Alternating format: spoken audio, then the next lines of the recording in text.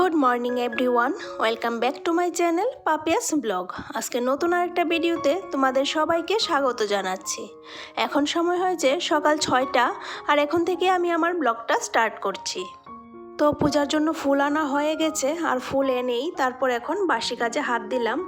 আর সকালবেলা তো মর্নিং ওয়াকে যাই, এই মর্নিং ওয়াক থেকে বাড়ি ফেরার সময় পূজার জন্য ফুল নিয়ে আসি। তো যাই হোক, আজকে অনেক দিন পর ছেলেকে স্কুলে পাঠাবো। অনেক দিন পর বলতে এতদিন ধরে স্কুলে যাচ্ছে না, কারণ ওর শরীরটা বেশ একটা ভালো ছিল না। জ্বর এসেছিলো কয়েকদিন ধরে, জ্বর ছিল। তবে 2 দিন ধরে জ্বরটা নেই, কিন্তু উইক আছে শরীরটা।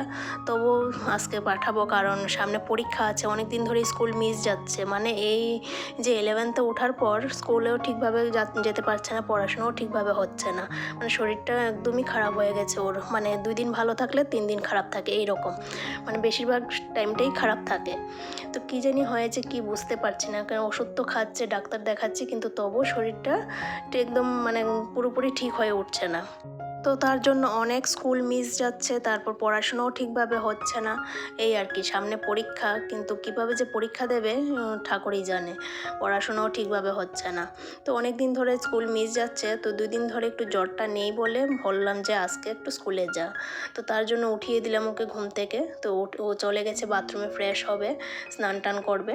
তো এইদিকে আমি বাসিঘরটা ঝাড়ু দিয়ে নিলাম, আর দুয়ারেও জল দিয়ে নিলাম। আর এখন দরজা জানালাগুলি একটু খুলে দেব, কারণ বাইরে থেকে ঠান্ডা হাওয়াটা যাতে আসে একটু। ঘর না, দরজা জানালা বন্ধ থাকতে থাকতে ঘরের ভিতর ভীষণ একটা গরম, ভাবসা গরম হয়ে যায় ঘরটা। তো সকালবেলা দরজা জানালাটা খুলে দিলে বেশ ঠান্ডা ঠান্ডা হাওয়া আসে, বেশ ভালো লাগে। তো বাসি কাজকর্ম সেরে চলে আসলাম কিচেনে, কারণ স্কুলের জন্য টিফিন বানাতে হবে। আর এখন ভাবলাম যে একটু ঝটপট দালিয়া করে নিই, কারণ দালিয়াটাই একটু তাড়াতাড়ি হয়ে যাবে, কারণ অনেকটাই লেট হয়ে গেছে। আর সবজি তো কাটা আছে ফ্রিজে, কিন্তু সেই সবজিটা এখন যদি বসিয়ে রান্না করতে যাই তো অনেকটা লেট হয়ে যাবে, মানে স্কুলে যাওয়ার আগে এটা হবে না। তো তার জন্য ভাবলাম ঝটপট দালিয়াটা করে নিই, এটা হয়ে যাবে তাড়াতাড়ি। আর দালিয়াটা বসিয়ে তারপরে এই বাসনগুলি গোছাবো, মানে কাউন্টারের উপরে যে বাসনগুলি রাখা আছে, কালকে রাত্রের খাওয়ার পর যে বাসনগুলি ধুয়ে রাখা হয়েছিল, সেই বাসনগুলি তো এখনও গোছানো হয়নি, কারণ অনেকটা লেট হয়ে গেছে। বাসন টাসন গুছিয়ে তারপর যদি আমি রান্নাটা বসাতে যাই তাহলে অনেকটা লেট হয়ে যাবে। তার জন্য ভাবলাম যে আগে কুকারে এটা বসিয়ে নিই, তারপর বাসনগুলি গোছানো যাবে। বাসনগুলি গোছাতে গোছাতে এদিকে দালিয়াটা হয়ে যাবে। তো তার জন্য আগে এই যে দালিয়াটা বসিয়ে দিচ্ছি।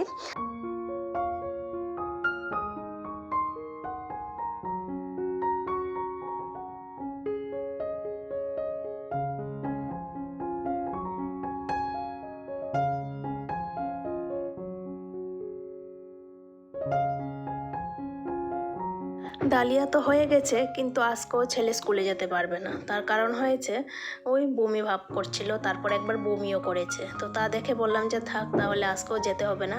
এই সপ্তাহ যখন যাচ্ছে না, তাহলে এই সপ্তাহটা থাক, ঘরেই থাকুক। নেক্সট মানডে থেকে স্কুলে পাঠাবো, যদি শরীরটা সুস্থ থাকে। তো তার জন্য বললাম যে থাক, ঘরে বসে একটু পড়াশোনা কর যতটুকু পারিস। তো স্কুলে যাবে না যেহেতু, তার জন্য রনিকে একটু হরলিক্স আর কর্নফ্লেক্স করে দিলাম। তো সেটা খেয়ে একটু পড়তে বসে গেছে। আর ঘরে থাকলে তো মানে একটু পড়বে, আবার যখন ভালো লাগবে না তখন একটু শুয়ে থাকতে পারবে।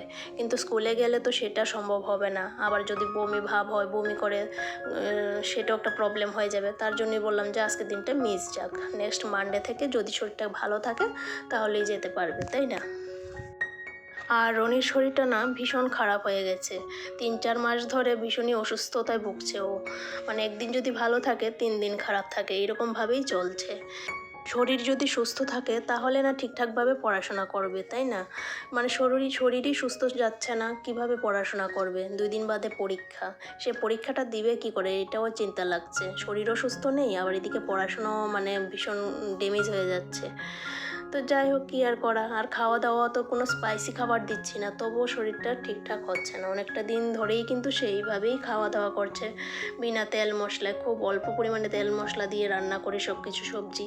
তো এইভাবেই খাওয়া দাওয়া চলছে। আর দুধ তো এখন অনেক দিন ধরে দিচ্ছি না, কারণ যেহেতু আলসার ধরা পড়েছে, তার জন্য ভাবলাম যে কয়েকটা দিন দুধটা না দিয়ে দেখি বমিটা তবু কমে কি না। তবে বমি আগের তুলনায় অনেকটা কমে এসেছে, কিন্তু একদম পুরোপুরি এখনও ঠিক হয়নি আর কি।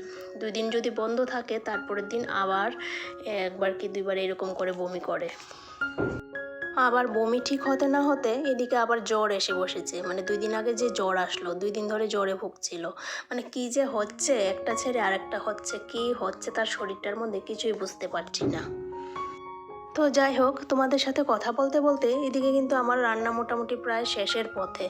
এই যে আলু আর ভিন্ডির সবজিটা করে নিয়েছি, তো এটা দিয়ে ওর পাপাকে এখন লাঞ্চ বক্স প্যাক করে দিচ্ছি।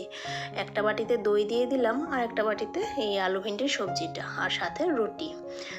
আর সকালে যে ডালিয়া করেছিলাম সেটা অনেকটাই হয়ে গেছিলো, রনি খেয়েও অনেকটা থাকবে, তাই রনির জন্য একটু রেখে আর বাকিটা দিয়ে দিলাম ওর পাপাকে ব্রেকফাস্টে।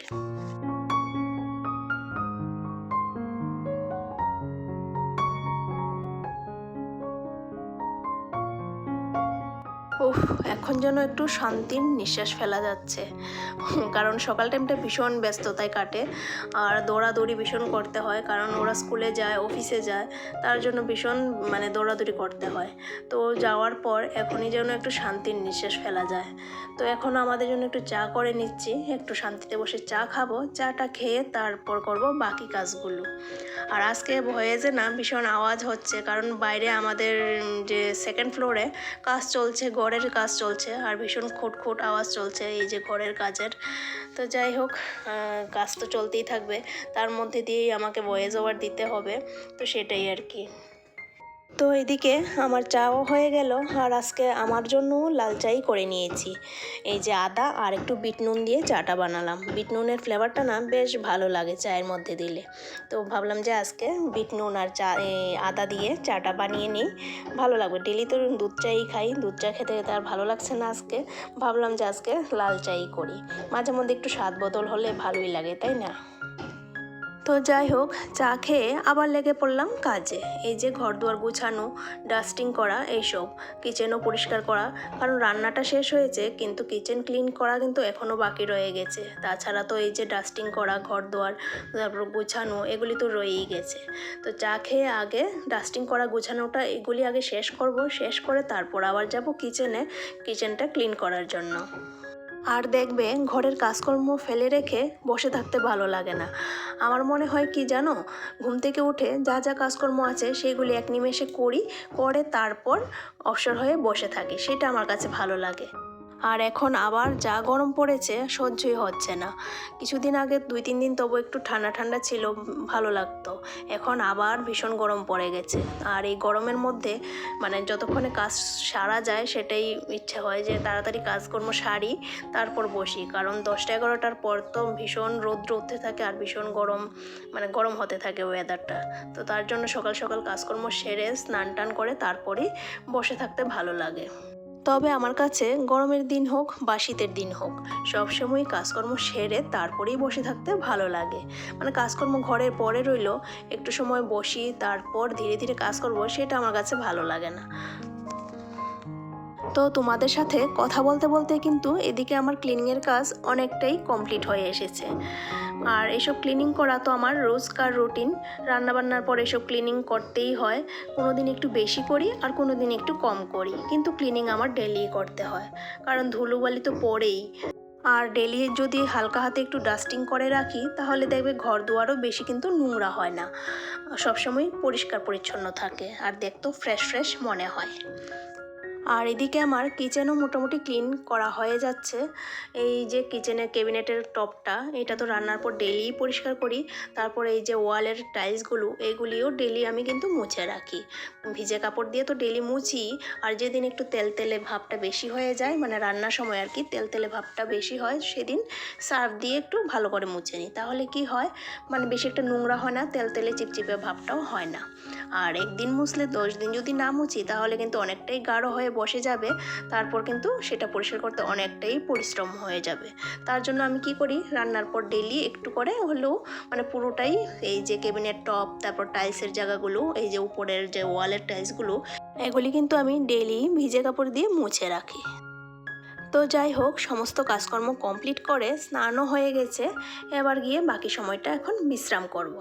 তো চলো, আজকের ভিডিওটা এই পর্যন্তই। আবার দেখা হচ্ছে নতুন দিনে নতুন আরেকটা ভিডিওর সাথে। আর আজকের ভিডিওটা কীরকম লেগেছে তা কমেন্টে অবশ্যই জানাবে। আর ভালো লাগলে প্লিজ একটা লাইক করবে। আর আমার চ্যানেলে নতুন কেউ সদস্য হয়ে থাকলে চ্যানেলটাকে প্লিজ সাবস্ক্রাইব করো। আর যারা ফেসবুক থেকে দেখছো তারা ফেসবুক পেজটাকে ফলো করবে। তাহলে ফিরে আসছি আবার নতুন দিনে নতুন আরেকটা ভিডিওর সাথে। Tata, thank you for watching.